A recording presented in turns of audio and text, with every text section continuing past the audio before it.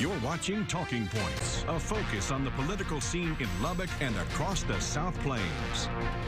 Welcome back. Here's a look at some of the political headlines of this past week. As if a securities fraud indictment that's hovered over Ken Paxton for 5+ years wasn't bad enough, now you've got the state attorney general's own staff making accusations of criminal bribery and abuse of office, among other things.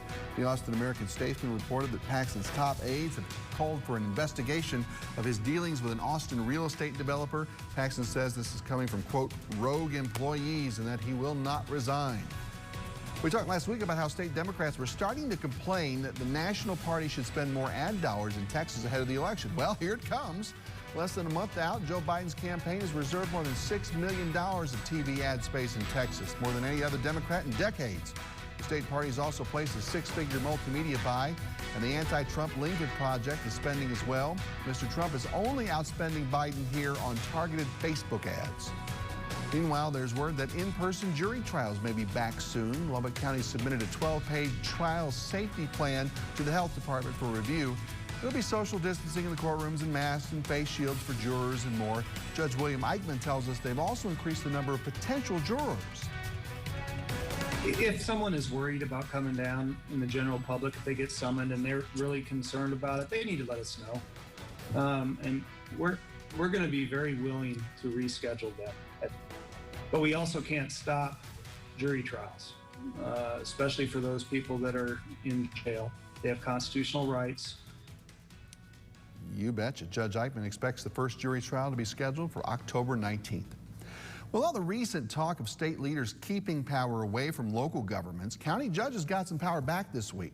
The governor authorizing state bars to reopen Wednesday at 50% capacity, but only if their county judge agrees that it's safe to do so. Lubbock County's Curtis Parrish says he's good to opt into that and says the enforcement of the rules of those bars is the responsibility of the Texas Alcoholic Beverage Commission. And that will be enforced by TABC, because if a bar owner is not abiding by those protocols, TABC has the ability to come in and pull their liquor license. So it's very imperative that they follow the rules. But a lot of bar owners around the state are not happy with the wording of the governor's new order, and KAMC's Wes Rappaport walks us through some of the details. Until now, only 2 types of businesses have not been open since July. One is river tubing operations, and the other is bars. It is time to open them up.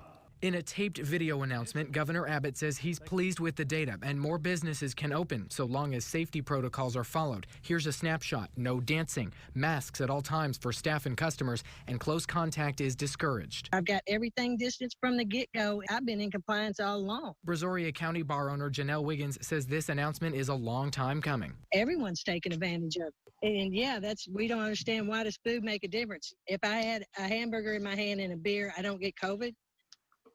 You know, opposed to just having a beer in my hand, I'm going to get COVID. You know, it just don't make sense. Austin's Public Health Authority advises pumping the brakes on opening more businesses that involve gathering. It's unmistakable that when people come together face to face without masks on for longer than 15 minutes, the risk of transmission is going to increase. The governor says opening bars does not mean coronavirus is no longer a threat. Most Texans are still susceptible to it. We simply now know better how to protect ourselves from getting COVID. Wes Rappaport, KAMC News. All right, in the one open race for the Lubbock County Commissioner's Court on the ballot includes Republican candidate for Precinct 3, Kerry Shaw. Good to see you. Good to see you, Brian. You know, what campaigning have you been able to do over the last few months now with COVID, and plus the regular business you have to run and all that? You know, we have really kicked off block walking. Knocking on doors. I love that. I love knocking on a door and meeting somebody. It's like Christmas to me. I love all people. And so just getting somebody to come to the door and visit with you, it takes me a little longer to block walk than other people because I'm going to stand there and visit with them. Yeah. But, you know, we've done meet and greets. We had one last Saturday, had a fantastic turnout. We're planning one over on Parkway someplace in the next 2 weeks. Nice. So it's been going good. If you're elected, you're going to have some state training for this, of course, but have you been able to do anything here in the meantime to sort of at least learn the ins and outs of being a county commissioner? Have you talked to anyone in the current court? How's that going for you? You know, I have. I went to the tax reading, kind of watched how that took place. I visited. I'm working right now with a Terry County commissioner, and I visited with him some, you know, on the training and how things kind of work.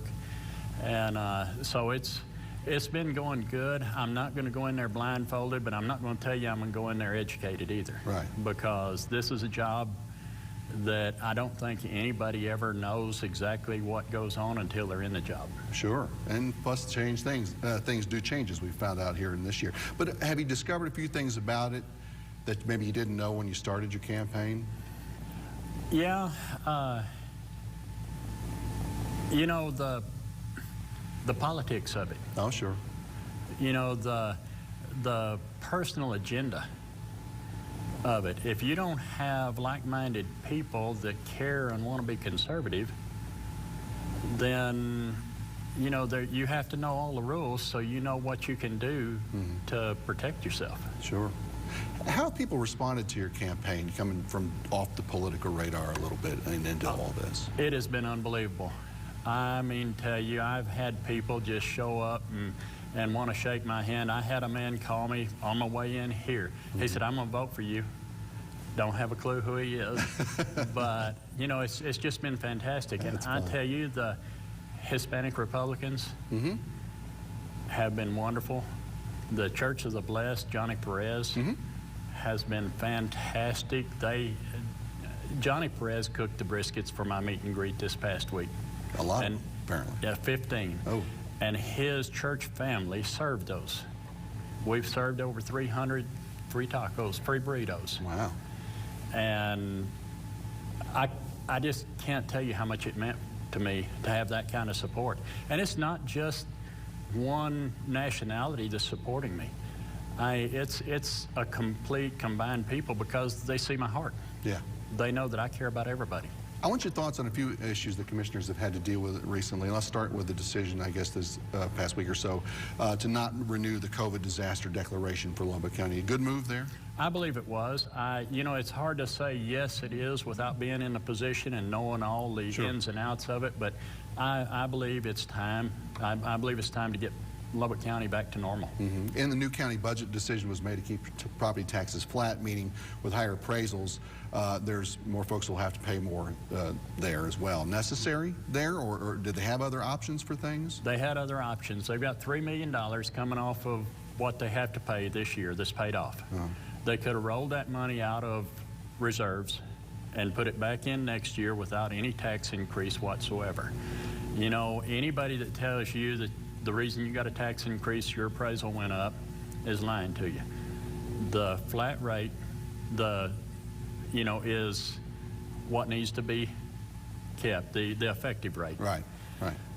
That's the only way you don't get a tax increase. But if you get 1 penny out of your pocket more next year than you had this year, you got a tax increase.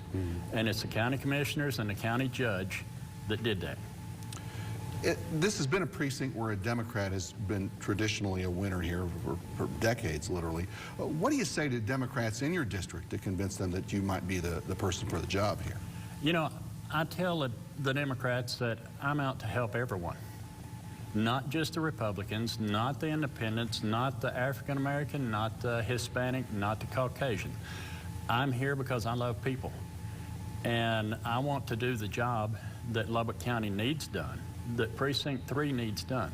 You know, Precinct 3 has been treated like the stepchild of Lubbock County for 40 years. That's been Democrat controlled. Franklin Dunn was the last Republican in office. And if you talk to the older people in Precinct 3, they will tell you it hasn't gotten better.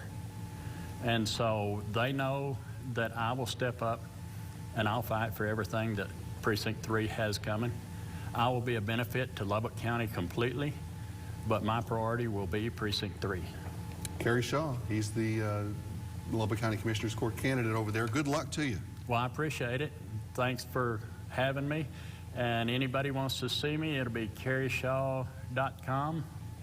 Also, Facebook page of elect Terry Shaw. All right, that's where we'll find you. Thank you, sir. Yep, thank you.